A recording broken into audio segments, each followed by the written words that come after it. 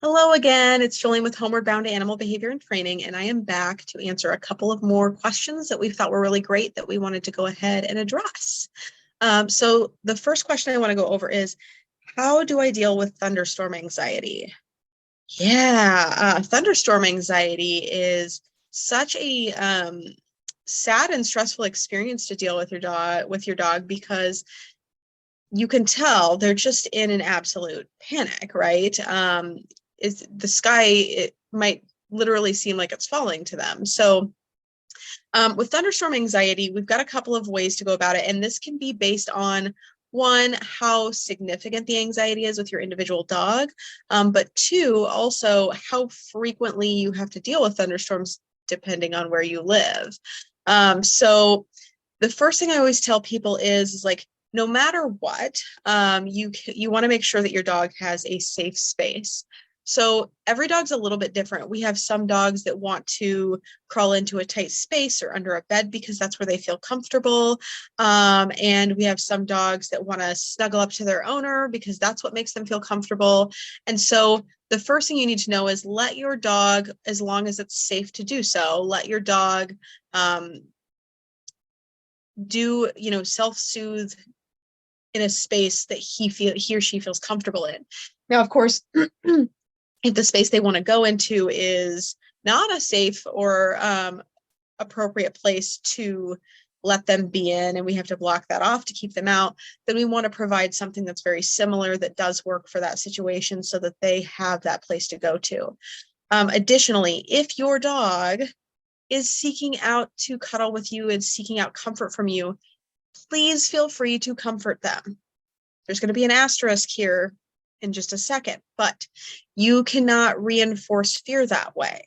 That would be the equivalent of, I once heard, and I wish I could remember who I could reference right now to give credit to for this, so I apologize, but I once heard another behavior consultant reference it as like, if your house was robbed, and you were really, of course, distressed and worked up that someone had burglarized your house, and your friend came over afterwards and was comforting you, your friend is not going to make you more afraid of getting burglarized because she's comforting you because you're stressed and scared. The same thing applies here. What I will say, my little asterisk I just mentioned a second ago that was coming, is don't force your affection or try to force the dog to snuggle up to you or force your comfort onto them. The comfort, if you want to give it to them, should be sought out by them. It should be clear that that's what they want, because sometimes dogs, it's not personal, but sometimes dogs don't want to be touched and messed with. They just kind of want to curl up and be left alone, and fawning over them and making a big fuss, while not necessarily going to increase their fear around the thunderstorm anxiety, may increase their stress in that social situation with you, which we don't want. So that's the first thing. Let your dog have a safe space that is actually a safe space for them to go to. Second of all, so you can try in their safe space to play. A lot of people play music, like turn the TV up really loud, which for some dogs that does work well. If you want to kick that up into a higher level of gear, you can try playing things like Through a Dog's Ear, which is music that's engineered to actually be the most calming tones to an animal. So you can play something like that. And that you can find in CD form and on iTunes and all of those places, on Amazon streaming and stuff. So that's an option. Or you can literally go on YouTube and pull up videos of brown noise. And brown noise is really, really nice. It's a little different than white noise and pink noise, but brown noise is something that you can play to try to help kind of drown out or lessen the noise that's coming from the weather, to help take the edge off for them. Additionally, you can look into natural stress relief products. Some dogs do really well with them. The deal with natural stress relief products is there's a billion out there, and it's hard to know not only what ones are not snake oil, but also what ones will work for your dog individually. I am so sorry. My cat is joining us, and he's got some stuff to say. So basically, what you want to do is you want to either talk to your vet or, see what their recommendations are in terms of natural stress relief products if you want to try to go that way. So for example, it's not uncommon to be recommended like Rescue Remedy, which is a natural stress relief product that's a drop, it's a liquid, it's made from Bach flower, you can put it in water. But here's the thing, I had one dog who Rescue Remedy really did well to take the edge off for one of my dogs, and I had another dog that it did nothing for. So it's very much depends on the individual animal. So sometimes you have to play around with that. Additionally, if your dog has a stress level over these events that is really high, it's pretty unlikely that a natural stress relief product is going to be enough or do the trick, because it's hard for those things to penetrate that level of distress and panic that they're experiencing. So if your dog is unaffected by natural stress relief products, it's perfectly okay to talk to your vet about it so that they can look into what would be a potential option for you, maybe for situational anxiety medication that you can give your dog. Now, the key to any of this stuff, any sort of oral natural stress relief product or medication, is that it needs to be given, depending on the product, it needs to be given a little bit before the event happens. And with thunderstorms, that can be tricky sometimes, right? Because sometimes we don't always know, or sometimes we think it's going to happen and it doesn't end up hitting our area or whatever. So it's a little bit of trial and error, but those oral stress relief products do need to have a little bit of time to get in the system and work. Otherwise, if the stress happens, if the stress amplifies up before the product can get into their system and work, what happens is like it masks the product. And then when the thunderstorm's over and the event's over and the dog starts to calm down, they like crash, or they're very relaxed, because that's when it finally was able to proliferate in their system. So those are some options. Additionally, in terms of stress relief products, of course, there is the old Thunder shirt, but like all stress relief products, again, some dogs they work amazing for, and some dogs they just aren't the right fit for. So playing around with these items, talking to your vet about what's appropriate for your dog if you're going to give them something orally, and making sure it's safe is a good idea. What we don't want is to add stress to the dog that's already stressed out. So we should not be trying to do anything to suppress their behavior. So suppression means, I know that there are some products out there that exist that are designed to like emit a high-pitched noise when a dog barks or whines or things like that, and that is meant to stop the behavior from happening. It doesn't address the emotional state that's causing the behavior to happen. So we would want to make sure that we don't try to apply products to the animal that are going to increase their level of stress or suppress that behavior. Some people can get away, and when it comes to thunderstorm anxiety, with just coming up with the perfect game plan for their pet, for the safe space or comfort or whatever it is that the pet's looking for, trying to mask the sounds, and maybe adding some sort of a anxiety relief additionally in place with that.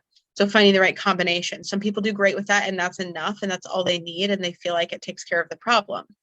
But if you want to, instead of trying to alleviate the stresses that's happening, address the problem at the root, what we would have to do is some counter conditioning and desensitization, which basically is the fancy word of behavior modification that is meant to address the emotional state, the fear that's happening there, and it's working to change that emotional state from fear to comfort, neutrality, or positivity.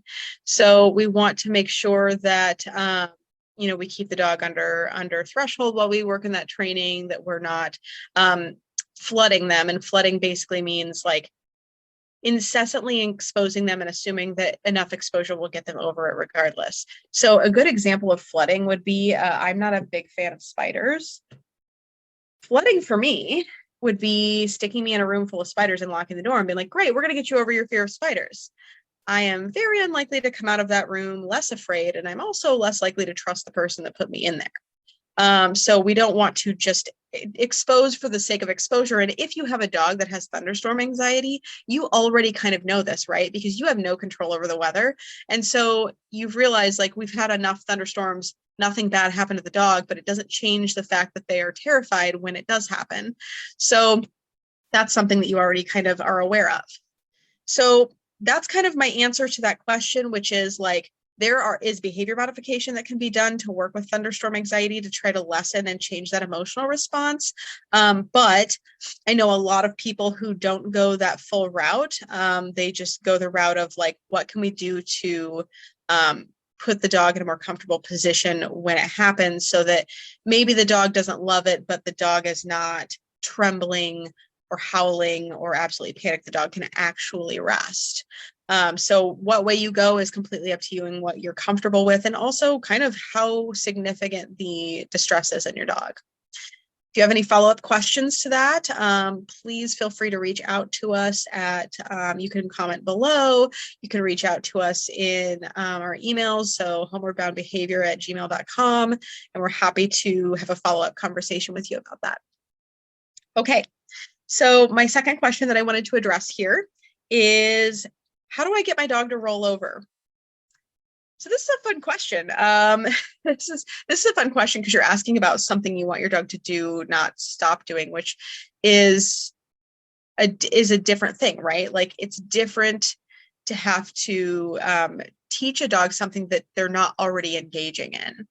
So the way that we do rollovers kind of depends on the dog. And I generally tend to kind of observe the dog and figure out like, where are they at currently? So for example, I'm going to teach a lay down if the dog doesn't already know the lay down cue.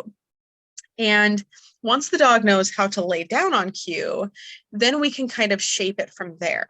So for example, when your dog lays down, do they lay down completely flat, straight up and down, or do they kick their hip off to the side? Are they in that kind of more relaxed position? If they're in that more relaxed position where their hips are kicked off to the side, it's a little bit easier because you're like partway there. But basically what you want to do is you want to start luring your dog. And we use lures sometimes for training, but we want to quickly fade the lure out of the training so that it's not a crutch, so that the dog doesn't need the lure. The lure is just meant to help. So basically what you could do is when your dog is laying down, you take a treat directly in front of their nose, and you can I mean slowly, very slowly start to kind of bring it down to the ground in a sideways motion. So you're basically trying to direct the dog's nose over so that they want to lay down on their side. Once they're laying down on their side, then you can do the same, which is you can kind of lure them over, basically bring the treat right in front of their nose and bring it over from one side to the other in like a half circle from the floor. So you're trying to basically lure them into that motion. When you lure them into that motion, we're looking at trying to lure them just a handful of times so that they kind of get like what is causing the treat to happen. So once you've lured them and they've made it over into the rollover, you can give them their treat and good job, great job, and throw a party for them. We always want to work in approximations. So basically what that means is that it can be tough for some dogs. Everyone's an individual, but it can be tough for some dogs to try to lure them through the whole process all at once. So sometimes, for example, my dog Remy, who I had, he was my first dog as an adult. He was a dog who I taught how to play dead, and then also taught him how to roll over. And what I did was I started with just reinforcing the laying over on his side first instead of the whole rollover. And once he was offering that behavior, he was like, oh, okay, I'll lay on my side. And I know that a treat is coming when I do that. Once he was super reliable at that, then I added in the second layer, which is like, okay, now we're going to lure you from one side to the other. So break it down into smaller steps to make it super easy for your pet, because even though it seems like the faster route is to get it in one fell swoop, it's honestly not. It's going to be so much easier when you break it down into smaller increments and chain those things together. I'm sure there are plenty of awesome demo videos that exist on YouTube that kind of describe that similar concept. But yeah, it's pretty fun, and dogs get so excited when they figure out what it is to do. So don't withhold on the praise, even if you're using treats, because that can mean a lot to the dog too in that moment of victory. So, okay, same thing. If you have any questions following that up, please let us know. We are more than happy to answer. We're so excited to be able to be at the expo with you. We're so excited to be able to be here and answering your questions. And I hope that you guys are all having a great time, and we'll talk to you later. Bye.